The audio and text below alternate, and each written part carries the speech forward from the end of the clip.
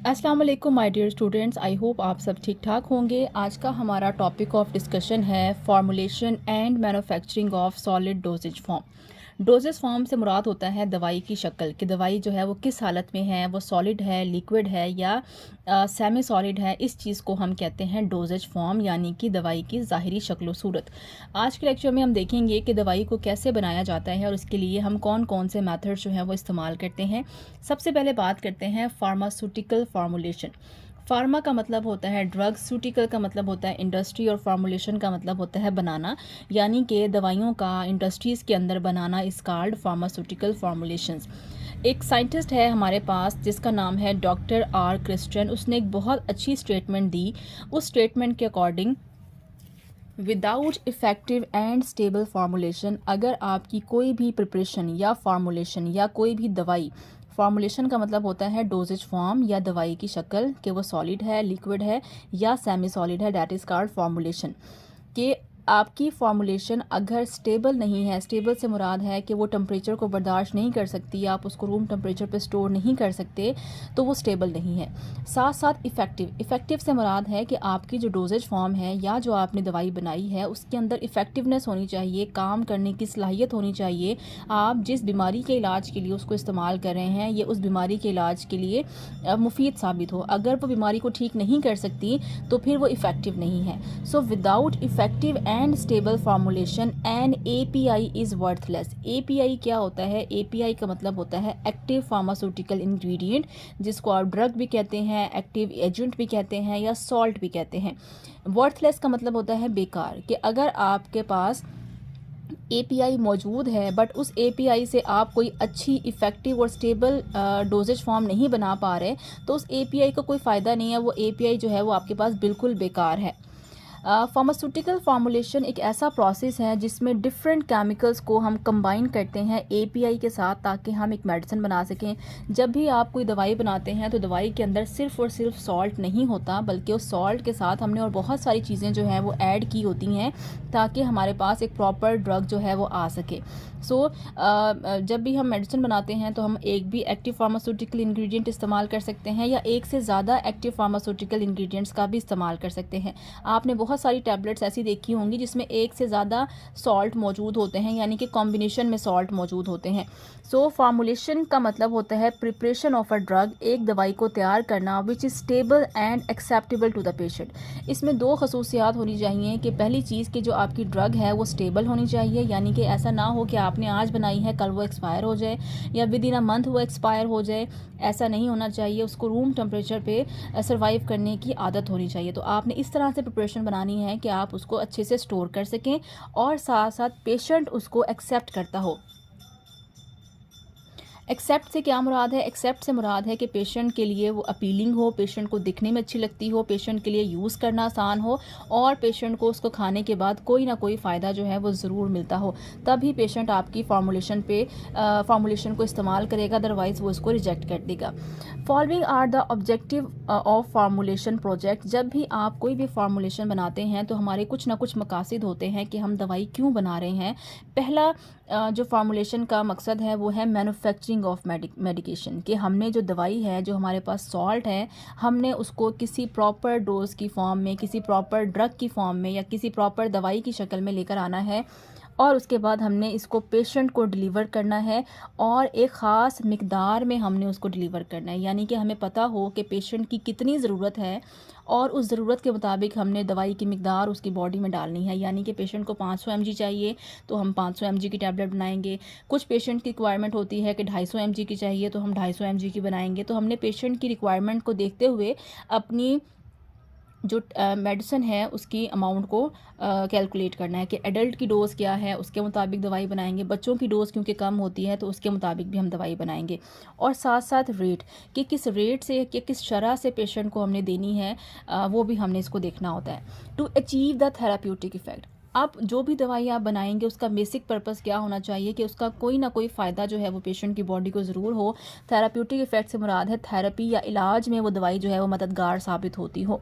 To give the better stability of the drug. जो भी आपके पास ड्रग होती है या आपके पास सॉल्ट होता है या आपके पास जो एक्टिव फार्मास्यूटिकल इंग्रेडिएंट होता है, जब आप उसको किसी ड्रग की फॉर्म में, किसी मेडिसिन की फॉर्म में लेकर आ जाते हैं तो उसमें स्टेबिलिटी जो है वो इम्प्रूव हो जाती है, क्योंकि हम उसके अंदर प्रिजर्वेटिव्स डाल देते हैं। प्रिजर्वेटिव्स क्या करते हैं? प्रिजर्वेटिव उस केमिकल को, उस ड्रग को बीमारियों से बचाते हैं, माइक्रो ऑर्गेनिज्म से बचाते हैं और उस दवाई की लाइफ को बढ़ा देते हैं ताकि वो दवाई लंबे अरसे तक इस्तेमाल की जा सके। और पेशेंट को अगर वो एक दफ़ा दवाई ख़रीदता है और वो उसको इस्तेमाल नहीं कर पाता तो आगे जाके 1 साल बाद, 2 साल बाद वो उस दवाई को रीयूज़ कर सकता है, उसकी कॉस्ट जो है वो ज़ाया ना जाए। अब हम बात करते हैं सॉलिड डोजेज फॉर्म की फार्मूलेशन के बारे में। सॉलिड डोजेज फॉर्म में आपके पास 2 तरीके की दवाइयाँ आती हैं। एक आपके पास टैबलेट्स हो सकती हैं, दूसरे आपके पास कैप्सूल्स हो सकते हैं। सबसे पहले आपको पता ही होना चाहिए कि जो सॉलिड डोजेज फॉर्म होती है उसका आपके पास क्या फ़ायदा होता है। सॉलिड डोजेज फॉर्म का सबसे अच्छा फ़ायदा तो ये है कि इसको तैयार करना आसान होता है। आपको बहुत बड़ी बड़ी मशीनरी या बहुत ज़्यादा केयर की ज़रूरत नहीं होती बनाते हुए। हल्की फुल्की स्टेराइल कंडीशंस के अंदर हम इनको बना सकते हैं। जबकि जो इंजेक्टेबल्स होते हैं या पेरेंटल मेडिकेशंस होती हैं जिनको हमने डायरेक्ट ब्लड के अंदर लगाना होता है या बॉडी के अंदर इंजेक्ट करना होता है, उनको बनाने के लिए बहुत ज़्यादा स्पेसिफिकेशंस की ज़रूरत होती है। बहुत ज़्यादा आपने एनवायरनमेंट का ख्याल रखना होता है। मशीनें बहुत एक्सपेंसिव होती हैं। सो उसके मुकाबले में जो आपकी टैबलेट्स हैं और कैप्सूल्स हैं ये आपकी ज़रा सस्ती भी बन जाती है और इनको बनाना जो है वो आसान भी होता है। पेशेंट जो है वो टैबलेट और कैप्सूल खाना ज़्यादा पसंद करता है एज़ कम्पेयर टू इंजेक्शन। यानी कि अगर आप किसी पेशेंट को कहें कि आपको दिन में 3 दफ़ा इंजेक्शन लगाएं, वो आपके लिए सूटेबल है या आप टैबलेट खा लेंगे, तो डेफिनेटली 100% पेशेंट यही कहेंगे कि हमें आप टैबलेट दे दें, हमें आप इंजेक्शन ना लगाएं। तो पेशेंट के लिए इसको इस्तेमाल करना आसान है। दूसरी चीज़, इस्तेमाल करना इसलिए भी आसान है कि पेशेंट खुद से दवाई इनटेक कर सकता है, जबकि इंजेक्शन अगर लगाने हैं तो किसी न किसी एक्सपर्ट की आपको ज़रूरत पड़ती है। इसके अलावा पेशेंट की जो एक्सेप्टेंस है या पेशेंट की जो कंप्लायंस है, पेशेंट का जो ट्रस्ट है वो ओरल मेडिसिन के ऊपर ज़्यादा होता है। सेल्फ एडमिनिस्ट्रेड यानी कि आप पेशेंट इसको खुद से ले सकता है, किसी एक्सपर्ट की ज़रूरत नहीं होती। अगर बच्चा भी है तो उसको भी कहा जाए कि टैबलेट खा लें तो वो खुद से पूरी की पूरी टैबलेट ले सकता है। डोज़ का हमें ये होता है कि एक्यूरेट डोज़ जो है वो हमारे पास जाती है, प्रॉपर डोज़ हमारे पास जाती है। ऐसा नहीं है कि आपकी जो रिक्वायरमेंट थी वो 500 mg की थी लेकिन आपने 480 mg खाई है, ऐसा नहीं है। जब आप पूरी टैबलेट खाएंगे तो 500 की 500 mg डोज़ जो है वो आपके पास चली जाती है। जबकि सिरप के केस में, इमल्शंस के केस में, सस्पेंशन के केस में या जो आपकी स्किन के ऊपर मेडिसिन अप्लाई होती हैं उसके केस में डोजेज का थोड़ा ना थोड़ा मसला होता है। और ख़ास तौर पर जब आप एरोसोल्स इस्तेमाल करते हैं या जो आप इन्हेलर्स इस्तेमाल करते हैं उसमें काफ़ी आपकी डोज ऐसी होती है जो डैमेज हो जाती है। साथ साथ बेटर स्टेबिलिटी होती है, यानी कि ये जो आपकी डोजेज फॉर्म है ये ज़्यादा लंबे अरसे तक महफूज रह सकती हैं। इनके लिए आपको कोई ख़ास टेम्परेचर की ज़रूरत नहीं पड़ती। आप रूम टेम्परेचर के ऊपर भी अपनी टैबलेट्स को और अपने कैप्सूल्स को स्टोर कर सकते हैं। उसके बाद हम बात करते हैं नेक्स्ट क्वेश्चन की, जो कि आपसे पूछा जा सकता है कि right a note on tablets. Tablets पे नोट लिखें और बताएं कि हम इसको किस किस मेथड के ज़रिए से तैयार कर सकते हैं। टैबलेट्स को बनाने के लिए हमें 2 चीज़ें चाहिए होती हैं। पहली चीज़, हमें चाहिए मेन ड्रग, जिसको आप एक्टिव फार्मास्यूटिकल इंग्रेडिएंट भी कहते हैं या आप इसको सॉल्ट भी कहते हैं या आप इसको एक्टिव एजेंट भी कहते हैं। उस एक्टिव एजेंट को आपने मिक्स करना है एक्सीपिएंट्स के साथ। एक्सीपिएंट्स का मतलब होता है एक्स्ट्रा, एक्स्ट्रा का मतलब होता है इजाफी, यानी कि उस ड्रग के अलावा या उस सॉल्ट के अलावा आपको कुछ इजाफी चीज़ें भी ऐड करनी पड़ती हैं। टैबलेट्स को हम प्रिपेयर करते हैं बाय मिक्सिंग ऑफ ड्रग। एक ड्रग भी हो सकती है, एक सॉल्ट भी इस्तेमाल हो सकता है और जो आपके पास सॉल्ट हैं वो एक से ज़्यादा भी हो सकते हैं, यानी कि 2 सॉल्ट का कॉम्बिनेशन भी हो सकती है ड्रग। वो डिपेंड करता है आपकी जो है वो डिज़ीज़ के ऊपर। सम टाइम्स कुछ मेडिसिन ऐसी होती हैं जिसमें एक से ज़्यादा हमने केमिकल एजेंट डाला होता है या API डाले होते हैं ताकि एक ही दवाई में हमें 2 फ़ायदे हो जाएं। उसको हमने किसके साथ मिक्स करना है? एक्सीपिएंट्स के साथ। एक्सीपिएंट्स मीन इजाफी चीज़ें। अब इजाफी चीज़ों में आप क्या क्या डालते हैं वो बहुत इंपॉर्टेंट है।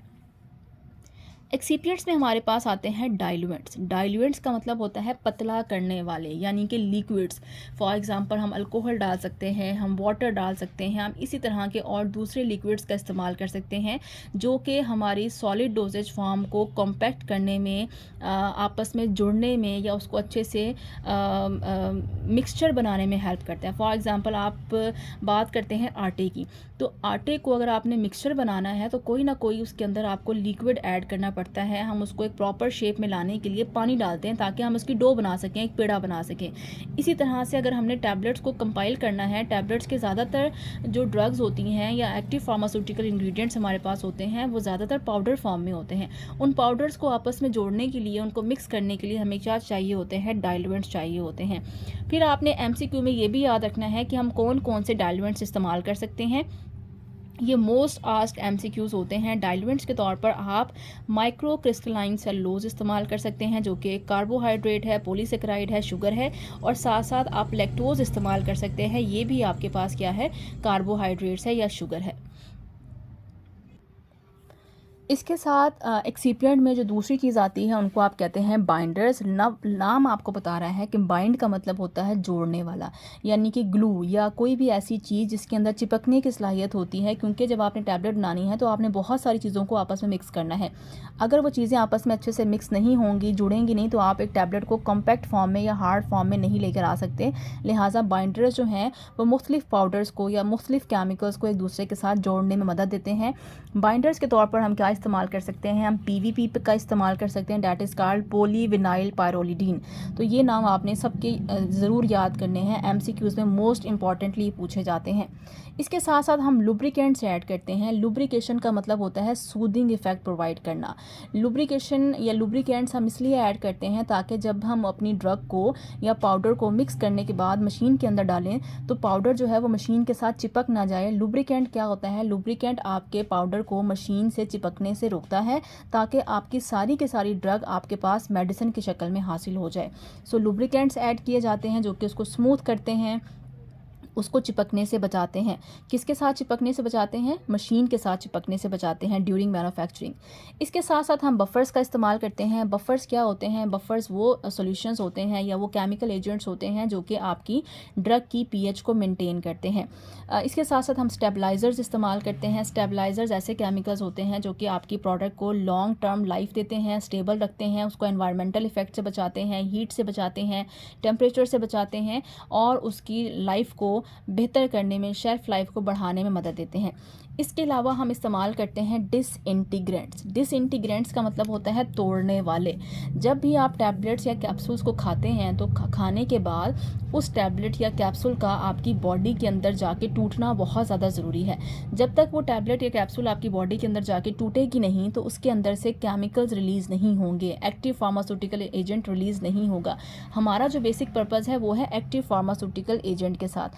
لہٰذا ہمیں ڈس انٹیگرینٹس ڈالنے پڑتے ہیں. یہ وہ کیمیکل ہوتے ہیں جو باڈی میں جانتے ہی ڈرگ کو بریک کر دیتے ہیں اور ڈرگ کے اندر سے فارماسیوٹیکل ایجنٹ کو نکالنے میں مدد دیتے ہیں. سو ڈس انٹیگرینٹ ہمیشہ باڈی کے اندر جا کے کام کرتے ہیں، بٹ ان کو آپ ڈرگ کو بناتے ہوئے اس میں ڈالتے ہیں. کون کون سے ڈس انٹیگرینٹس استعمال ہو سکتے ہیں؟ ہم مائکرو کرسٹلائن سیلولوز کا استعمال کر سکتے ہیں اور ہم الجینیٹس کا استعمال کر سکتے ہیں. اس کے بعد ایڈیشنل طور پر ہم مختلف طرح کے کلرز ایڈ کرتے ہیں، جیسے کہ ٹائٹینیم ڈائی آکسائڈ یا رائبوفلوون یا گرین، یلو، بلو، اس طرح کے کلرز ہم ایڈ کرتے ہیں. خاص طور پر جو بچوں کی دوائیاں ہوتی ہیں ان کو ہم اپیلنگ بنانے کے لیے، بچوں کی اٹریکشن کو بڑھانے کے لیے ہم اس کے اندر کلر ضرور ایڈ کرتے ہیں تاکہ بچے جو ہیں وہ اس کے انٹرسٹ لے کر کھائیں. ادروائز وہ دوائیوں کو دیکھ کے دور بھاگتے ہیں اور پھر وہ اپنی پراپر ڈوز نہیں لے پا رہے ہوتے. اس کے ساتھ ساتھ ہم فلیورز بھی ایڈ کر سکتے ہیں یا سویٹنرز بھی ایڈ کر سکتے ہیں جو کہ ہماری ڈرگ کو مختلف طرح کے ذائقے دیتے ہیں. کچھ کیمیکلز ایسے ہوتے ہیں جو کہ بہت زیادہ چبھنے والے ہوتے ہیں یا ان کا ٹیسٹ جو ہے وہ بہت برا ہوتا ہے، بہت فالس ٹیسٹ ہوتا ہے، منہ میں رکھتے ہی آپ کو کڑوا فیل ہوتا ہے. لہٰذا اس طرح کی ٹیبلٹس کے ٹیسٹ کو چھپانے کے لیے ہم ان کے اندر مختلف فلیورز، جیسے کہ آپ جو ہے ونیلا فلیور، چاکلیٹ فلیورز، یہ فلیورز جو ہیں آپ ایڈ کر سکتے ہیں. اور سویٹنس کے طور پر اس میں تھوڑا سا مٹھاس لانے کے لیے آپ اس کے اندر شوگرز ایڈ کر سکتے ہیں. فار ایگزامپل آپ ڈیکسٹروز، جس کو آپ گلوکوز کہتے ہیں، وہ بھی ایڈ کر سکتے ہیں جو کہ ایک مونوسیکرائڈ ہے، شوگر ہے. ساتھ ساتھ آپ سکروز ایڈ کر سکتے ہیں جس کو آپ چینی بھی کہتے ہیں یا اس کو آپ ٹیبل شوگر بھی کہتے ہیں جو کہ ایک ڈائی سیکرائڈ ہے، یہ آپ ایڈ کر سکتے ہیں. اور ساتھ ساتھ آپ مینیٹول بھی ایڈ کر سکتے ہیں. مینیٹول کیا ہے؟ مینیٹول جو ہے وہ الکوہل اور شوگر کا کمبینیشن ہے، تو تھوڑا سا آپ کو ٹھنڈک کا ایفیکٹ بھی آتا ہے دوائی کو کھانے سے. تو یہ مختلف طرح کے فلیورز اینڈ سویٹنرز ہم استعمال کر سکتے ہیں. اب ہم بات کرتے ہیں کہ اگر ہم نے ٹیبلٹس کو بنانا ہے تو ہمیں کون کون سے مینوفیکچرنگ میتھڈز اپلائی کرنے پڑتے ہیں. موسٹ امپورٹنٹ سوال ہے وائوے کے حوالے سے بھی, ایم سی کیوز کے حوالے سے بھی, اور آپ کے سبجیکٹیو پارٹ کے حوالے سے بھی. ٹیبلٹس کو بنانے کے 3 میتھڈز ہوتے ہیں اور تینوں میتھڈ آپس میں ایک دوسرے کے ساتھ کافی حد تک ریزیمبل کرتے ہیں. تھوڑا سا ڈفرینس ہے, وہ ڈفرینس میں آپ کو انڈیکیٹ کر دوں گی, باقی آلموسٹ سیم ہے. سب سے پہلے ہمارے پاس میتھڈ ہے that is called wait گرینولیشن method, second is called dry گرینولیشن method, اور تھرڈ کو آپ کہتے ہیں ڈائریکٹ کمپریشن. اب ایک ایک کر کے ہم ان میتھڈس کو پڑھتے ہیں. سب سے پہلے ہم بات کرتے ہیں واٹ از ویٹ گرینولیشن میتھڈ. نام بتا رہا ہے, ویٹ کا مطلب ہوتا ہے موائسٹ یا گیلا, گرینولیشن کا مطلب ہوتا ہے دانوں کی شکل میں پہلے دوائی کو آپ نے بنانا ہے, گرینیولز بنانے ہیں, زردانے بنانے ہیں, یعنی پاؤڈر نہیں ہونی چاہیے. آپ کی ڈرگ کیسی ہونی چاہیے, گرینیولز فارم میں ہونی چاہیے. سو اس کے لیے ہمیں کیا کیا طریقہ کار استعمال کرنے پڑتے ہیں. یہ جو جتنے بھی میتھڈز آپ کو سکھائے گئے ہیں یہ زیادہ تر ہم استعمال کرتے ہیں کمپریسڈ ٹیبلٹس کو بنانے کے لیے. موسٹلی جو ہم ٹیبلٹس روٹین میں یوز کرتے ہیں وہ کمپریسڈ ہی ہوتی ہیں, یعنی کہ وہ دبی ہوئی ہوتی ہیں اچھے سے. ان کو جو ہے وہ تمام پاؤڈرز کو اچھے سے دبایا جاتا ہے اور اس کو سالڈ فارم میں آپ کے پاس لے کر آیا جاتا ہے. تو کمپریس ٹیبلٹس کا مطلب ہوتا ہے وہ ٹیبلٹ جو کہ اچھی خاصی تھک ہوتی ہیں, دبی ہوئی ہوتی ہیں, کمپریس ہوئی ہوئی ہوتی ہیں. اب آپ نے اسٹیپس کیا کیا فالو کرنے ہیں. سب سے پہلے آپ کے پاس جتنے بھی انگریڈینٹس ہیں ان تمام انگریڈینٹس کو آپ نے جو استعمال کرنا ہے, ڈرگ استعمال کرنی ہے, ایکٹیو فارماسیوٹیکل ایجنٹ جو کہ اس کو آپ ڈرگ بھی کہتے ہیں وہ یوز کرنا ہے, بائنڈرز ہیں, ڈائلوینٹس ہیں, ڈس انٹیگرینٹس ہیں, لوبریکینٹس ہیں, بفرز ہیں, ان تمام کے تمام کو آپ اپنی سلپ کے اوپر نکال لیں گے, اور ساتھ میں آپ ایک مشین لے لیں گے جس کو آپ ویٹ مشین کہتے ہیں, اور آپ ایگزیکٹ ویٹ کرنا شروع کریں گے, وزن کرنا شروع کریں گے. اب سوال یہ ہے کہ وزن کتنا کرنا ہے. تو آپ کے پاس جو اسٹینڈرڈ بکس ہوتی ہیں جس میں آپ کے پاس برٹش فارمولیری ہے یا جو آپ کے پاس یونائٹڈ اسٹیٹ فارمولیری ہے, جتنی بھی فارمولیریز آپ کے پاس ہیں انٹرنیشنل لیول پہ, ان تمام فارمولیریز کے اندر ڈرگ کو بنانے کا یا دوائی کو بنانے کا میتھڈ لکھا ہوتا ہے کہ اگر آپ نے فلاں دوائی بنانی ہے تو کتنی مقدار میں کیا کیا چیزیں ایڈ کرنی ہے. آپ اس فارمولیری کو کھولیں گے اور جتنی کوانٹٹی اس کے اندر لکھی ہے اس کوانٹٹی کو آپ میئر کرتے جائیں گے. ٹھیک ہو گیا. سو آپ ویٹ بیلنس لیں گے اور تمام انگریڈینٹس کو آپ اچھے سے ویٹ کریں گے. ویٹ کرنے کے بعد آپ اس کو کسی بھی پیسٹل اینڈ موٹر کے اندر لیں گے اور اس کو اچھے سے مکس کر دیں گے. میں آپ کو ویڈیو کے ذریعے سے بھی اس کو ایکسپلین کروں گی. سب سے پہلے آپ نے کیا کیا جی, ویٹ کیا ہے تمام انگریڈینٹس کا. ویٹ کرتے ہوئے آپ نے یہ خیال کرنا ہے کہ اگر ڈرگ کا ویٹ جو ہے یا کسی بھی ایجنٹ کا ویٹ, فار ایگزامپل لکھا ہے 2 mg, تو آپ نے 2 mg ہی لینا ہے. آپ 2.1 mg یا 2.2 mg نہیں لے سکتے, ادروائز آپ کی جو ڈرگ ہے وہ ریجیکٹ ہو جائے گی. DTL یا ڈرگ ٹیسٹنگ لیبارٹری اس کو کینسل کر دے گی اور آپ اس کو مارکیٹ میں سیل نہیں کر سکتے. ہمیشہ ڈرگ بناتے ہوئے آپ نے ایکوریسی کا مظاہرہ کرنا ہے اور اس کو بہت کیئرفلی آپ نے میئر کرنا ہے, کیونکہ کچھ کیمیکلز بہت ڈینجرس ہوتے ہیں, ان کی زیادہ مقدار جو ہے وہ پیشنٹ کو نقصان پہنچا سکتی ہے. سو ایکوریٹلی ویٹ کریں, جتنے بھی انگریڈینٹس ان سب کا جتنا وزن آپ نے کرنا ہے وہ کریں, اور اس کے بعد ان تمام انگریڈینٹس کو آپ اچھے سے مکس کر دیں گے. اس کے بعد آپ اس کے اندر ڈائلوینٹس ایڈ کریں گے. ڈائلوینٹس کیا ہوتے ہیں, کوئی بھی لیکوڈ آپ ایڈ کریں گے. لیکوڈ کس بیس پہ ایڈ کریں گے, یہ آپ ایڈ کریں گے کہ آپ نے کس طرح کا فارماسیوٹیکل ایجنٹ یوز کیا ہے, جس طرح کا آپ نے API یوز کیا ہے اس کے مطابق آپ کو اپنا لیکوڈ سلیکٹ کرنا پڑتا ہے.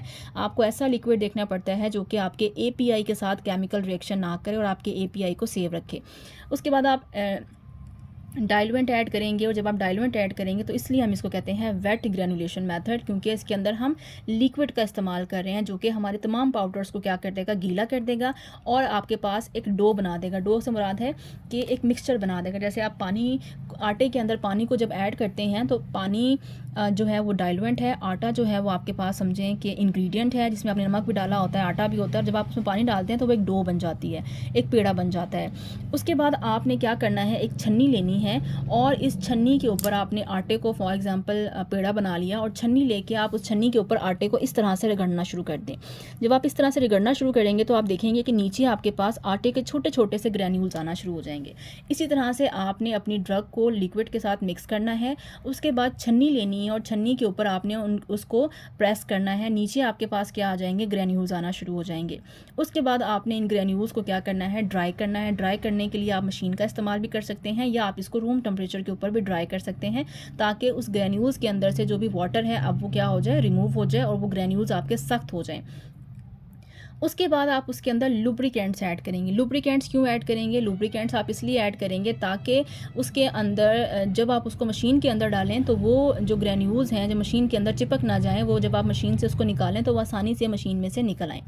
اس کے بعد لوبریکینٹس ڈالنے کے بعد آخر میں آپ نے ان تمام گرینیولز کو اٹھانا ہے اور آپ نے اس کو مشین کے اندر ایڈ کر دینا ہے. مشین کے اندر آپ اس مٹیریل کو ڈالیں گے اور آپ مشین کو آن کریں گے تو مشین کے اندر سے ٹیبلٹس بن کے آپ کے پاس آنا شروع ہو جائیں گی.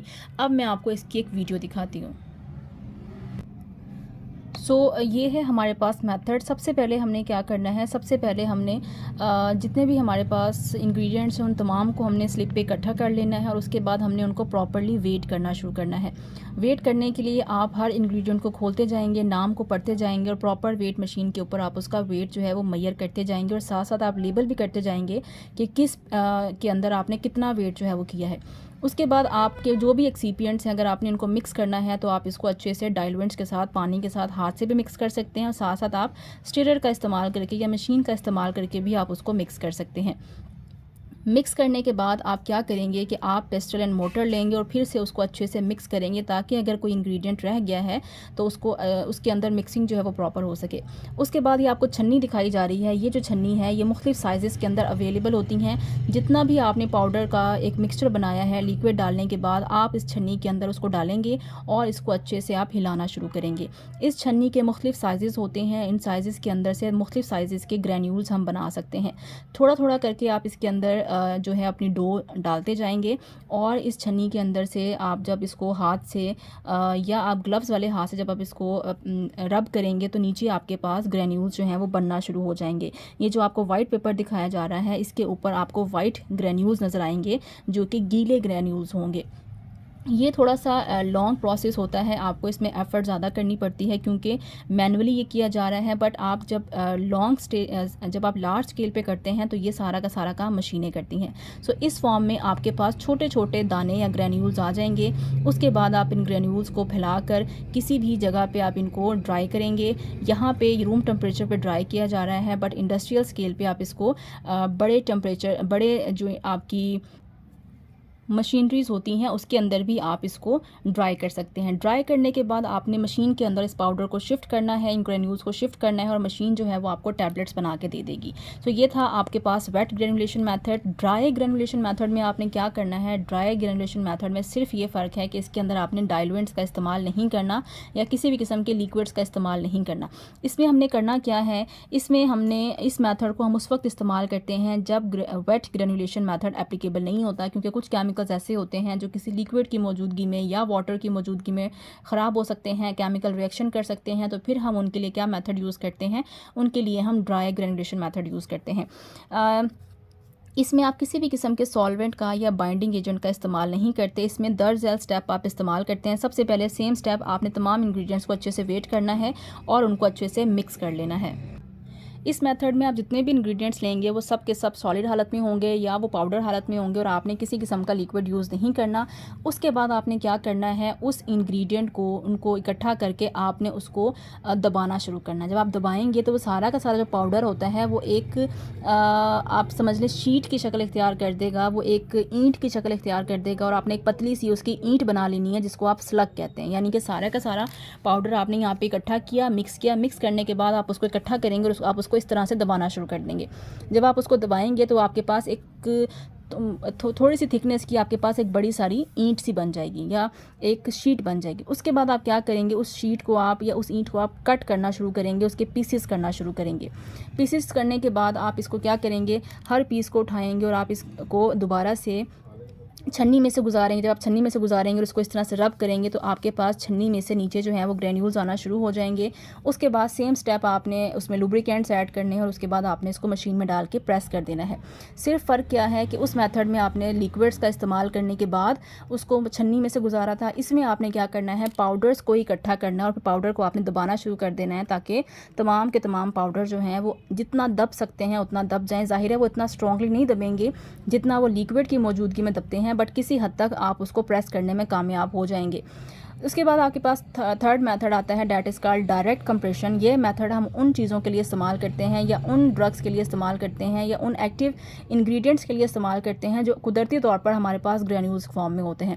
اگر کوئی ایکٹیو انگریڈینٹ آپ کے پاس آلریڈی گرینیولر فارم میں ہے تو اس کے لیے پھر آپ کو باقی سارے کے سارے میتھڈ کرنے کی ضرورت نہیں ہے. مشین میں سے سیو میں سے نہیں گزارنا پڑے گا آپ کو, لیکوڈ ایڈ کرنے کی ضرورت نہیں ہے. لہٰذا آپ کیا کرتے ہیں, ڈائریکٹ ان گرینیولز کو مشین کے اندر ڈالتے ہیں اور وہ مشین آپ کو ٹیبلٹس بنا کے دے دیتی ہے. سو اس میتھڈ کو ہم یوز کرتے ہیں ان تمام کیمیکلز کے لیے جو کہ نیچرلی طور پر گرینولر فارم میں ہوتے ہیں اور ان کے اندر چپکنے کی صلاحیت اچھی ہوتی ہے. سو ہم ان کو ڈائریکٹ جو ہے وہ مشین کے اندر ڈالتے ہیں اور یہ مشین ہمیں ٹیبلٹس بنا کے دے دیتی ہے. فار ایگزامپل ایسپرین, جس سے آپ اپنی ڈسپرین کی گولیاں بناتے ہیں, یہ ایسپرین جو ہے وہ گرینولر فارم میں ہوتا ہے. لہٰذا اس کو ہم ڈائریکٹ مشین کے اندر ڈال کے اس کے اندر ایکسیپینٹس ڈال کے اور اس کو پریس کر دیتے ہیں. سو یہ تھا جی آج کا لیکچر. آئی ہوپ آپ کو لیکچر اچھا لگا ہوگا. ویڈیو پسند آئی ہے تو پلیز ویڈیو کو لائک کریں, چینل کو سبسکرائب کریں, اپنے فرینڈس کے ساتھ اس کو ضرور شیئر کریں. اس میں سے کسی بھی قسم کا کوئی بھی کوسچن ہے تو آپ مجھ سے پوچھ سکتے ہیں. ملتے ہیں نیکسٹ لیکچر کے ساتھ. تھینک یو سو مچ. اللہ حافظ.